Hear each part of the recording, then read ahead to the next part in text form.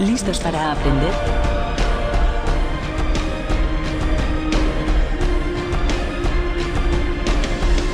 EBS. Experimenta y aprende. Hola, ¿qué tal? De nuevo 12BS en este espacio maravilloso en el que queremos compartir experiencias relacionadas con la salud. Y en este momento tenemos la fortuna de dialogar con el doctor Juan Luis Vélez, quien tiene avanzada experiencia en los servicios de urgencias y en especial en el área de triaje. Doctor Juan Luis, bienvenido y muchas gracias por acompañarnos. No, gracias por la invitación el día de hoy. Excelente, hermano. Para empezar, doctor Juan Luis, a nosotros nos gustaría conocer un poco de cuál es el rol el que ustedes desempeñan en el hospital donde laboran. 12EBS. Bueno, yo soy médico general en urgencias. Básicamente atendemos todo tipo de urgencias. Somos un hospital de cuarto nivel de complejidad, desde paciente trauma menor hasta paciente oncológico, trasplantado multivisceral o trauma mayor. Entonces estamos rotando permanentemente el servicio de urgencias adultos. Excelente, pero entonces también rotas permanentemente en el área de valoración inicial al paciente, en el área de triaje o solo estás ubicado en un servicio específico. Pues dentro de todo estamos inicialmente en el área, pues el hospital está dividido en urgencias dentro de urgencias. Hay urgencias de baja complejidad, otras de alta complejidad, pero cuando el médico general trabaja junto con la enfermería en el área de triaje interviene tanto los pacientes que van para el trauma menor, pacientes de trauma mayor, pacientes médicos de alta complejidad, pacientes médicos de baja complejidad, y en eso estamos involucrados constantemente en todo el tipo de clasificación que hay. Doctor, ¿nos puedes comentar un poco la experiencia en la atención de los pacientes en el área de triaje? Cuando estás asignado a esa área, ¿qué te ha traído? O sea, ¿qué tenés como para comentarnos de ese proceso? Hay muchos aspectos llamativos en el área de triaje cuando es un enfermero quien lo realiza y el médico quien lo apoya. Empecemos por uno básico, que es el área legal. La clasificación de un triaje tiene una implicación legal en cuanto a la atención, en Colombia por lo menos. En Colombia, en teoría, los triaje 3, 2 y 1 deben ser atendidos en donde consultan, pero esto realmente en la práctica no siempre es posible, sobre todo en el triaje 3. El triaje 3 tiene un factor que puede ser una urgencia o una emergencia en cuestión de horas, y es sobre el enfermero y sobre el médico cae la responsabilidad de definir qué va a hacer ahí. 12EBS. Entonces, cuando vos estás en un consultorio de triaje junto con enfermería y tenés que dar un concepto, porque a veces tu concepto va a marcar qué triaje va a tener ese paciente, un triaje 4 o un triaje 2, a cuál se acerca más ese triaje 3.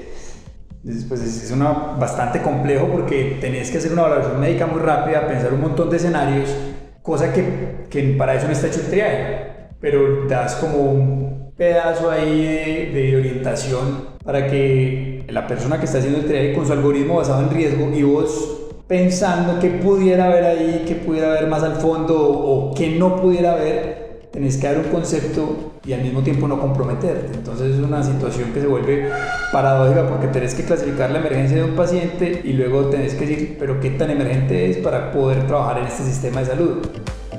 En el mundo ideal podríamos atender todas las urgencias, pero pues es físicamente y estructuralmente imposible en Colombia. Entonces, un ejemplo concreto. Tenés un paciente con un dolor abdominal, pero un dolor abdominal en un paciente masculino de 30 años puede ser un triaje 2 o un triaje 1, una vez lo acostes y lo palpes. Y que lo palpes vos, así como no es lo mismo que un médico general lo palpe, a que lo palpe un cirujano, pues no es lo mismo que lo palpe el enfermero experto en triaje que lo palpe uno. Entonces, ¿qué pasa ahí y cómo influís vos en el triaje directamente? Si te piden el concepto, decís, ve, yo creo que eso es una apendicitis, inmediatamente el paciente va a pasar de ser un triaje 3 que se puede mandar a sobreretención a un triaje 4 inclusive, a pasar a ser un triaje 2, que tendría obligación legal de ser atendido.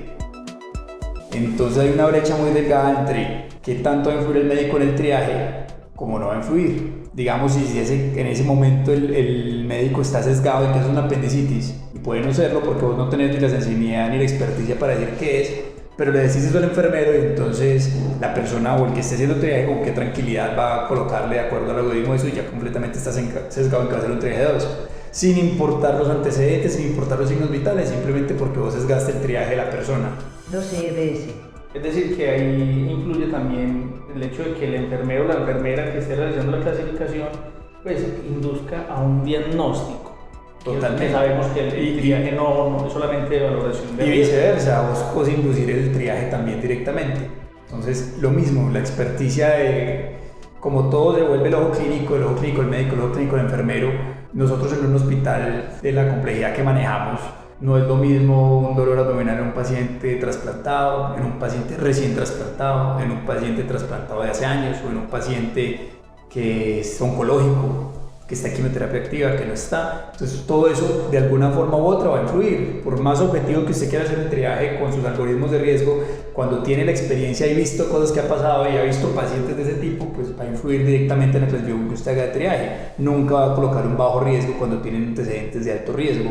Conociendo y una persona que no haya vivido de eso, médico o enfermero que no haya tenido contacto con ese tipo de pacientes, pues va a estar supeditado a lo que uno no conoce, pues no lo piensa. Entonces también tiene mucho que ver la experiencia clínica de la persona que esté haciendo eso y pienso que cualquier persona que se esté formando en triaje o que pretenda dar formación en triaje tiene que tener un bagaje clínico muy amplio, porque si vos estás acostumbrado a hacer triaje en una población que nunca te va a presentar sorpresas, por decirlo así, de acuerdo a su condición clínica, entonces nunca las vas a pensar y nunca las vas a considerar en un triaje y sería siempre bajo riesgo cuando podría tener una condición de alto riesgo enmascarada en sus antecedentes.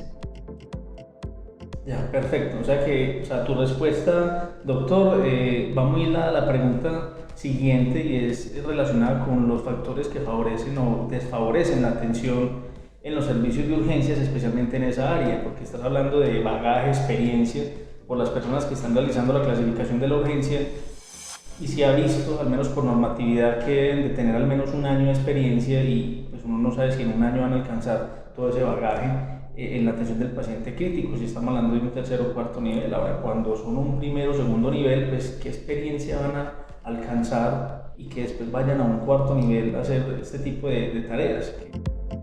En los factores que favorecen o desfavorecen definitivamente a la población, vos tenés que conocer tu población. Nosotros en el hospital donde estamos esperamos que los pacientes que atendemos sean de alta complejidad. Entonces, ¿qué puede desfavorecer en ese caso el triaje? Que tenemos pacientes que presentan patologías infrecuentes. Entonces, el triaje se dificulta en ese sentido porque ni el médico, ni el enfermero, ni siquiera los que ya están haciendo la actividad asistencial piensan muchas veces en las patologías que pueden tener. De nuevo, otro caso concreto. No es infrecuente que los dolores abdominales o torácicos en esta institución sean catástrofes aórticas, torácicas, abdominales. Al año vemos 2 o 3. Y se ha repetido tristemente la historia en que es un paciente sin factores de riesgo que ya ha consultado en varios lados, que vuelve acá, se enfoca con un dolor torácico, un dolor abdominal benigno y es una catástrofe aórtica. Entonces, con seguridad, el médico y el enfermero que vivió esa catástrofe aórtica no vuelve a mirar esos dolores abdominales y ese dolor torácico de la misma manera. Lo mismo, no es lo mismo el paciente que viene con amígdalas eritematosas, una febrícula o un poquito de taquicardia, si está en quimioterapia hace una semana o si no está en quimioterapia. Entonces, si vos nunca has enfrentado a ese tipo de población y ves ese caso, tenés una amigdalitis y le pones un triaje 4 para manejar en una red de consulta ambulatoria. Si vos ya lo has visto, ya sabes los riesgos que acarrea, empiezas a hacer otras cosas. 12 EBS. Como ocurre también lo contrario. Ves la amigdalitis común y corriente y te empeliculas porque la población a la que está acostumbrada no presenta una patología de complejidad y vos pensás que es de una complejidad mayor. Lo otro, ¿qué desfavorece el triaje? Definitivamente la sobreocupación. Entonces vos sabes que estás en un servicio de alta complejidad, que de algún modo u otro tenés que reservar recursos para pacientes que realmente lo necesiten. Entonces pues de cierto modo te sesgas a subestimar ciertos tipos de urgencias pensando que pueden ser atendidas en otro nivel de complejidad para reservar la verdadera urgencia de alta complejidad de este nivel. Entonces vos ves una sala llena, ves pacientes llenos, ves una patología que pensás no, pero este paciente no se ve tan enfermo como ese otro. Entonces la misma complejidad de los pacientes muy graves que estás viendo va a hacer pensar que los que pueden tener algo grave pero no se ven tan graves, no están tan graves. ¿Sí me explico? Sí, claro. Subestimas el triaje de ese aspecto. Y, por ejemplo, una cosa que no sé, todavía no podría darte una respuesta si favorece o desfavorece, es la influencia de los médicos. ¿Por qué? Porque, bueno, muchos estudios han demostrado que los médicos no sabemos hacer triaje.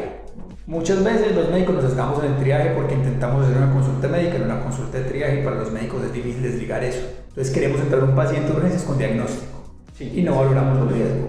Entonces, ¿qué pasa? Y pues lo vive uno cuando apoya triaje, uno quiere un diagnóstico de una vez, nuestras consultas de triaje son largas, entonces se sienta uno 10 minutos a interrogar a un paciente que es solo el triaje y lo quiere sacar con conducta y con examen físico y con todo, y eso no es así. Pues esa no es la idea del triaje. Entonces, si vos estás en un hospital donde tenés mucho contacto con el personal médico y una muy buena relación, eso puede llegar a desfavorecer en que vos termines haciendo un triaje completamente influenciado por un concepto médico y por una sospecha diagnóstica y se pierde la naturaleza del triaje. Se pierde la naturaleza, exacto. Igual pasa con el personal de enfermería, que con los años y el bagaje que van adquiriendo, adquieren cierta habilidad y un ojo clínico, como usted lo decía, doctor, y automáticamente están pensando en un diagnóstico porque le quieren apuntar. Además, es bastante gratificante que para un enfermero le apunte un diagnóstico y dialogue con el médico en una buena comunicación diciendo que está apuntando a un diagnóstico. O sea, o sea, se sienten muy gratificante saber que tienen una experticia y que le están apuntando. Entonces, eso también creo que lo sesga. Y al revés, vos te confías y coges confianza en tu equipo de enfermería de triaje, y así como se sesga uno por el concepto de los demás, se sesga por el concepto de enfermería. Entonces uno ve, ingresó con esto y esto y esto, entonces uno ya viene apuntando un diagnóstico y resulta que no. Por ejemplo, ¿qué ha ocurrido con los cólicos renales? El dolor abdominal, cólico renal. También no es infrecuente que ingresa un paciente que es enfocado desde el ingreso como una sospecha de un cólico renal, que ingresa por triaje de dolor intenso y resulta ser otra patología intraabdominal que no es un cólico renal, pero vos no lo consideraste porque desde el principio así mismo te sesgaste por cómo estaba el triaje. Entonces, pues eso en realidad no es culpa, no es por decir, así como me lo puso me sesgué, no, me sesgué y no fui capaz de ser más objetivo en mi valoración inicial, me quedé con la apreciación que se transmitió a través del triaje y yo pues también como médico no hice el acto médico completo y no pude salirme de ese sesgo. Entonces ocurre, entonces y ya entonces vos sabes, ya conoces tu equipo de enfermería, sabes que es gente que tiene recorrido, que es tesa, que tiene visión clínica, entonces también te sesgas y ocurre de parte y parte. Yo creo que eso es inherente al ejercicio de trabajar con enfermeros y médicos. 12EBS. Perfecto, doctor, muchas gracias por esa respuesta, man. Bueno, ya estás hablando del personal de enfermería y qué concepto tenés del profesional de enfermería que realiza el triaje. Y si alguna vez has realizado el triaje médico, porque entiendo que estás detrás de la clasificación de la urgencia, pero también hay instituciones donde el triaje es realizado por médico. Hay algunas diferencias entre uno y otro y como lo estabas diciendo hace poco, el médico se enfoca más que todo en hacer una consulta médica. Pero sí me gustaría saber ese concepto respecto al triaje realizado por enfermería y qué diferencias, además de lo que me dices, encuentras cuando es realizado por el médico. Pues mira, yo en trabajos previos hice triaje. Hace años en un hospital de menor complejidad era encargado de hacer triaje. Y como te digo, no, por lo menos en mi experiencia personal, es muy difícil hacer triaje porque hacemos consulta médica directamente en triaje. Entonces, ¿qué es lo que pasa? Vos tenés que identificar un riesgo, pero es muy difícil desligarse de la práctica médica, entonces empiezas a hacer preguntas para subestimar o para apoyar el riesgo que estás identificando y terminas ingresando un diagnóstico. Entonces, de una vez le tocas el abdomen, lo más fácil, el dolor abdominal, ¿dónde le duele? ¿Cómo le empezó? Toda otra cosa. Entonces empezás a investigar la historia, empezás a preguntar, ven y yo lo palpo, lo palpas, y pues algo que hubiera sido clasificado como 3 de 3, vos lo palpaste, quedaste tranquilo, lo puedes mandar 3 de 4, pero hiciste una consulta y esa no es la idea del triaje porque no estás clasificando ninguna urgencia, sino que estás haciendo atención directamente médica, casi en una consulta prioritaria que vos mismo definís que vas a hacer. Eso impacta, doctor, de todas maneras en el proceso de la evolución de la urgencia, porque son tiempos. Lentitud en el triaje, no hay ningún tipo de clasificación, no hay utilización de la radio externa en caso tal. Entonces, desde mi concepto, definitivamente es más valioso que lo haga un enfermero con experiencia porque del mismo modo en el que ustedes reciben la educación y la formación clínica es completamente diferente a como la recibe uno, entonces ustedes tienen una aproximación de pronto más holística al aspecto del paciente, más atención a los signos vitales y no están tan sesgados que con la experiencia personal. Lo mismo, la experiencia personal de cada médico va a determinar un sesgo en particular. Yo soy un médico que solo trabaja en primer nivel, no voy a pensar en varias cosas que el médico que pensó en cuarto nivel que está pensando que todo lo más grave va a ocurrir. Entonces un enfermero que tenga experiencia en todo el mundo clínico no se va a desgastar haciendo un algoritmo de diagnóstico. Aunque obviamente ellos van a coger experiencia de yo creo que es esto, yo creo que es aquello, pero no se van a ir a la minucia de los 1000 diagnósticos que puede llegar a pensar uno como médico que lo enredan. En vez de no determina ninguna urgencia, sino como te digo, hace consulta médica y ese no es el objetivo del triaje.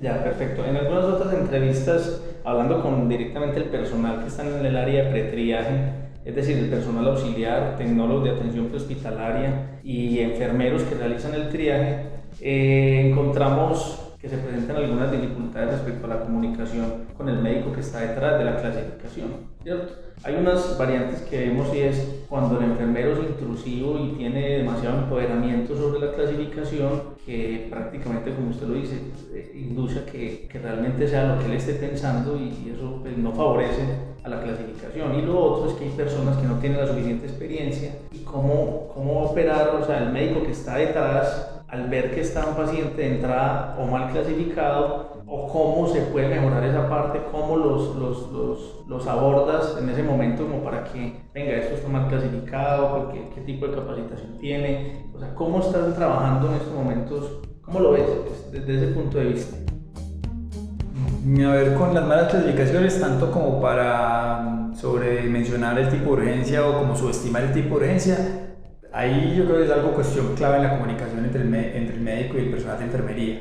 Pues si vos como profesional médico no sos receptivo y no sos receptivo a tener retroalimentación por parte del personal de enfermería, y si no sos suficientemente profesional para poder retroalimentar de una manera no soberbia e indicar fallas en triaje tanto sobredimensionado como subestimado, pues va a ser muy difícil trabajar en cualquier equipo, porque es que esto se lo vas a tener que hacer a tus compañeros, tanto colegas como al equipo de enfermería, que es tu mano derecha. Entonces, lo que te mencionaba ahorita, si vos como médico te dejas influenciar o te sesgas por la clasificación del triaje o lo que quiere decir el triaje que realiza el enfermero, el problema no es del enfermero, el problema es tuyo, porque vos tenés que saber hacer eso aparte, hacer un ejercicio médico completo. Si concordás, muy bien, y si no concordás, le haces a ver, vos me lo entraste, ¿qué pensaste? ¿Creíste que era esto? Mira, yo le encontré esto y esto y esto, porque no es lo mismo el examinar a un paciente media hora que en 2 minutos que dura una atención de triaje.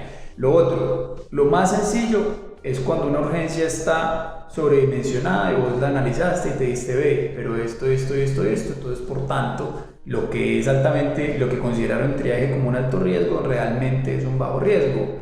Ejemplo, el dolor torácico. El dolor torácico puede ser alto riesgo desde el triaje, pero vos lo analizás y vas, pero es que este señor trae de hace 8 días una coronariografía completa que está sana. Aparte de esto, el dolor se le reproduce haciendo esto. Y mira que tiene estos estudios del tórax, o mira, el dolor claramente está por esto que ya es previamente estudiado, cosas que vos no tenés tiempo de examinar a profundidad en triaje. Claro. Entonces ahí lo más fácil es simplemente realizas tu buen ejercicio médico y explicas, este paciente inicialmente a la luz de estos hallazgos médicos es un bajo nivel, y lo puedes sacar de tu servicio de urgencias fácilmente. Y después perfectamente le puedes decir al enfermero, mira, vos lo que pensaste está muy bien, pero mira, tenía esto que no es menester ni competencia del enfermero o la enfermera sacarle al paciente toda la carpeta de exámenes y mirar que estuvo estudiado y que no estuvo estudiado para ver qué significancia tenía un síntoma que estaba relatando. Claro. O el ejemplo más común, la hipertensión. El paciente con una crisis hipertensiva, vos lo clasificás de acuerdo a los síntomas que tenga y luego lo tenés que mirar a la luz de es adherente al tratamiento, este ha estado estudiado, esta es su presión arterial normal o no, pero eso solo lo puedes hacer después de un ejercicio juicioso, un examen clínico completo. Entonces ahí puedes devolverte. Exacto. Bueno, ahí detrás hay otros aspectos que quisiéramos saber, doctor, y es, bueno, usted sabe que el paciente tiene una ruta desde que ingresa, ¿cierto? Llega a un área de pretriaje, aquí es valorado por un personal, desde el vigilante hasta el personal del aseo, le dice, allá es donde le reciben los documentos. Pasa, le hacen un ingreso y las personas confunden la realización del ingreso con la con la clasificación del triaje, de la urgencia, y con la valoración del médico después de la clasificación, porque de entrada están diciendo, y usted es el que me va a ver, usted es el que me va a mandar la droguita, usted me va a incapacitar. Entonces la gente no tiene buena educación para ese espacio en el que ellos llegan. Entonces yo quisiera que nos contaras qué recomiendas, por ejemplo, para eso, más desde la parte del sistema, desde tu institución donde trabajas, qué pudiéramos ofrecerles y cómo podemos favorecer para que realmente se dé una buena educación a estas personas. Mira, Edwin, ¿qué es lo que comentas? Es algo que yo he pensado mucho hace mucho tiempo. Yo creo realmente que el servicio de urgencias es un reflejo de todas las políticas públicas de la ciudad y del país. A nosotros nos educan desde pequeños al voto, a la democracia, a las señales de tránsito. No existe ningún tipo de educación del buen uso del recurso en salud. Así como te dicen que hay que tener buen uso de los recursos renovables, del agua, cuidar la contaminación, yo opino que en un currículo de educación en Colombia debería haber el uso de los recursos de salud, que son finitos y son escasos. Eso no existe en el país. La gente, en definitiva, no sabe usar el servicio de urgencias, y pues eso tiene muchas aristas, muchos factores.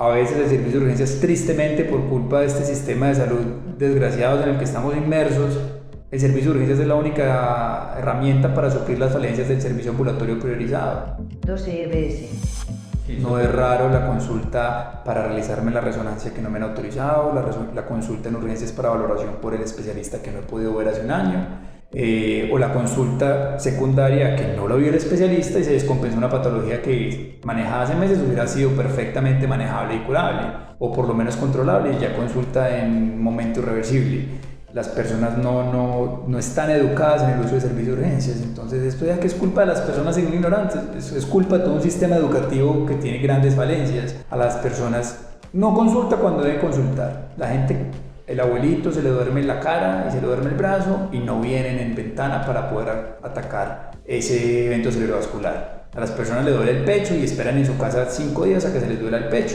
hasta que llegan en falla cardíaca por un choque cardiogénico. Porque acá no hay campañas en televisión para identificar un evento cerebrovascular agudo, no hay campañas para identificar un evento coronario agudo, así como no hay campañas para indicar que los servicios de urgencia son valiosos para las personas que lo necesitan, y lo vemos. Vos que trabajas en triaje lo ves todos los martes después de un festivo, y todos los domingos en la tarde, y todos los lunes festivos en las tardes, la cantidad de consultas por síntomas que no son urgentes, por patologías de baja complejidad, porque lastimosamente se vuelve el escampadero de a veces del guayabo, el escampadero de la gripa, pero tiene un trasfondo sociocultural muy grande en que el recurso de salud, como es público y es universal, entonces yo puedo usarlo y malgastarlo de ello. Yo pienso que las ideas locas, las consultas en urgencias que realmente no sean una urgencia, deberían tener un valor, deberían ser pagadas, deberían tener un impuesto de no urgencia, porque vos estás gastando el recurso del sistema por algo que que no debería hacerlo así. Así como vos decir que si vos fumas te cobran más si te afilias a medicina prepagada, porque es un riesgo que vos sabes que estás asumiendo voluntariamente. Entonces, si vos tenés un síntoma u otra cosa que realmente no es prioritario, que no agotaste los recursos prioritarios para atenderlo, debería haber algún tipo de, por ejemplo, sanción social o educación. Y no sé, acá estoy hablando pues cosas sin mucho trasfondo científico o social que conozca, pero sí, evidentemente la gente no está educada para tener el servicio de urgencias, tanto cuando lo necesitan como cuando no lo necesitan. Entonces hay gente que viene por síntomas que no se manejan en urgencias, y hay gente que debería venir y no viene a tiempo. Entonces no hay campañas educativas en los medios públicos, no, por lo menos de mi parte no conozco la alcaldía, y yo creo que nosotros como personas de salud, y si fuéramos como un hospital de referencia que somos por la comunidad y para la ciudad, deberíamos ser los primeros empoderados de ello, porque eso repercute directamente, por ejemplo, en nuestra preocupación.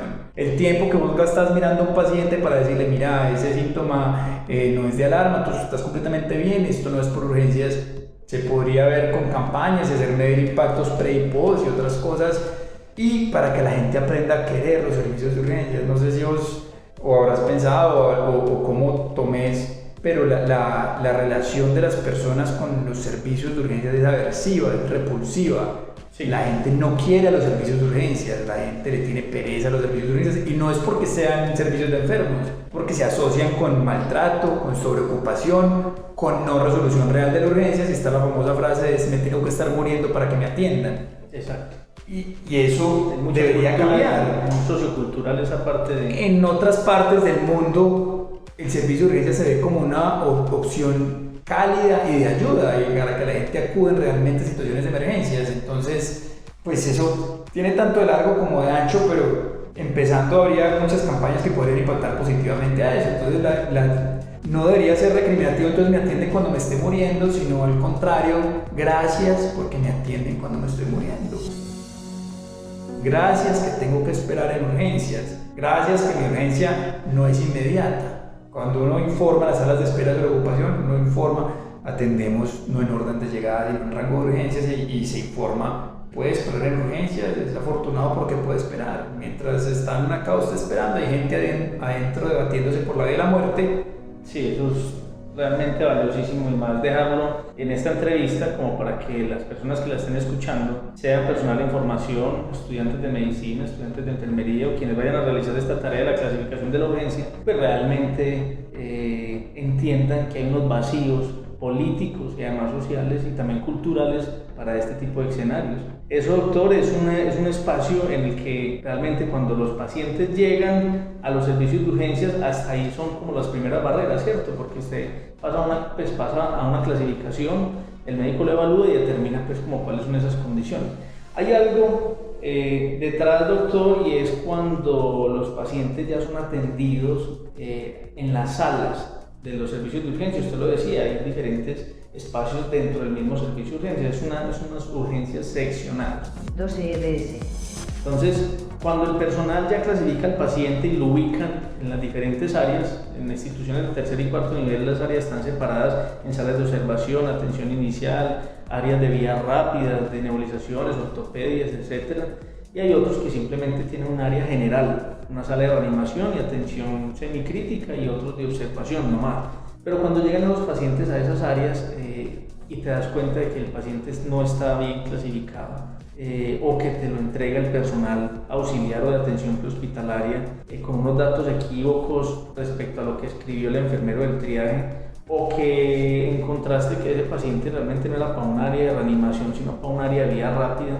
Entonces son unos errores que hemos detectado en las anteriores entrevistas, pero no tenemos el concepto de la parte médica. Entonces nos gustaría conocer un poco de eso. Pues bueno, partiendo de la política institucional de mi sitio de trabajo, el paciente donde es clasificado debe ser atendido, independientemente de lo que vos penses dónde debe ir. Donde te lo clasificaron, vos lo atendés, exceptuando el caso excepcional que no tengas el recurso. Es decir, un paciente completamente mal clasificado, erróneamente clasificado, que es un paciente crítico que tienes que intervenir la vía aérea y no tenés un carro de paro y no tenés los elementos. Entonces es un paciente que fue clasificado en un área de muy baja complejidad, donde atiendes trauma menor y te das cuenta que el trauma menor resultó ser un trauma de la vía aérea penetrante o un trauma encefalocraniano grave que tenés que intubar ya. Ahí no hay otra que mover la área de más recursos. Pero usualmente los pacientes donde llegan, si vos consideras que necesita mayor complejidad, perfectamente puedes hacer una valoración médica y trasladarlo al área de mayor complejidad. Si es una menor complejidad, maravilloso, lo atendés en el área de mayor complejidad, determinas su conducta y ordenas reubicarlo al área de baja complejidad. De nuevo, si vos no haces una retroalimentación activa a la persona que lo clasificó, eso va a morir ahí y se va a repetir continuamente. Entonces vos tenés que ver a ese paciente, lo atendés. De nuevo, todo debe ser basado en una construcción de un ambiente de trabajo y recordar qué estamos haciendo. Nosotros trabajamos por y para el paciente. Entonces, en mi opinión personal, antes de tomar una conducta, antes de hacer el reproche, antes de reclasificar, uno piensa lo que voy a hacer en este momento inmediato, repercute o no repercute en el paciente, que al fin y al cabo es para lo que vos estás trabajando, es para lo que vos tenés tu vida y tu proyecto profesional. Asume uno que si trabajas en el área de salud, gira en torno al bienestar del paciente. Entonces, te ponen al paciente, está clasificado, entonces peleas porque no es ahí, que no es la clasificación, ¿es otro beneficio del paciente? No. Entonces nos ponemos muy trascendentales y nos ponemos bioéticos. La retraso en la atención del paciente y alteración generar un altercado con enfermería por esa mala clasificación va en detrimento del paciente directamente. Entonces está siendo maleficiente. ¿Sí? Okay. Sí, entonces, eso es verdad. Pues no estás dando ningún tipo de beneficencia. Entonces, si vos atendés a tu paciente, lo redireccionás y vas a balance, ya. Y giró todo en torno al objetivo del paciente. Entonces ya otros dicen, que es muy recidivante, que este X o Y fulanito o fulanita siempre lo entrega mal, lo pone mal, pues habrá medidas correctivas a hablar. Pero entonces en principio tiene que haber un proceso de retroalimentación activa. Sí, los equipos de trabajo igual, los equipos de trabajo de alta eficiencia generalmente no tienen ese tipo de problemas porque porque están fortalecidos desde el área de comunicación. Y positiva y negativa. Entonces, ve, mira, te equivocaste, o mira, ese paciente que me pasaste tenía tal cosa, tenías toda la razón, que a vos no te gustó, le descubrimos esta patología grave, y eso también, como vos decís, eso es alentador, eso es estimulante, y lo mismo el otro tipo de otras cosas. Pero como digo, eso es, vos lo que haces, un equipo de trabajo de alta eficiencia, trabajar en equipo. No te puedes desligar en ningún momento del trabajo en equipo. Perfecto. Doctor, ya para terminar, ¿qué recomendación le puedes dar a aquellas personas que quieran capacitarse en triaje? Mira, yo creo, y voy a hablar de una experiencia muy personal, por errores que me han pasado, errores médicos y errores de clasificación, de subestimar los síntomas de los pacientes. Yo creo que el consejo más valioso que podría dar es no subestimar y creerle al paciente. Eso es fundamental desde la experiencia personal, un caso en particular con un paciente clasificado, una cefalea, yo lo valoré, subestimé que el paciente me estaba diciendo ciertos síntomas y el paciente desafortunadamente consultó otra institución. No, desafortunadamente no, afortunadamente consultó esta institución porque no me creyó, y en la otra institución le creyeron, le realizaron lo que había que realizarle y resultó que tenía patología intracerebral grave. Entonces, así clínicamente no parezca, si el paciente manifiesta un síntoma que es de alarma, un gran dolor, una alteración neurológica, hay que creerle a los pacientes. Hay que partir del principio de la buena fe, que nadie viene a urgencias a tratar de engañarnos. Y entonces yo traté de resolver ese dilema hace rato en mi vida, como prefiero ser engañado por una persona que me quiere engañar a no creerle a una persona por creer que me está engañando en algo grave. Excelentes aportes, doctor Juan Luis. Sus comentarios para nosotros son muy valiosos y les va a servir mucho a nuestra comunidad. Nosotros queremos agradecerle por el tiempo dedicado a esta actividad y seguro esperamos contar con usted en otros espacios educativos. Esperamos contar con usted, doctor. Sí, claro, muchísimas gracias a vos por la invitación. No, perfecto. Para 2EBS es muy gratificante tener el concepto de personas con experiencia en el área. Esperamos les sirva bastante para su actividad laboral. Somos 2EBS y recuerda, experimenta y aprende. Si te gustó este podcast, manito arriba. Recuerda, búscanos en nuestra página web 2ebs.co y en nuestras redes sociales. Hasta luego.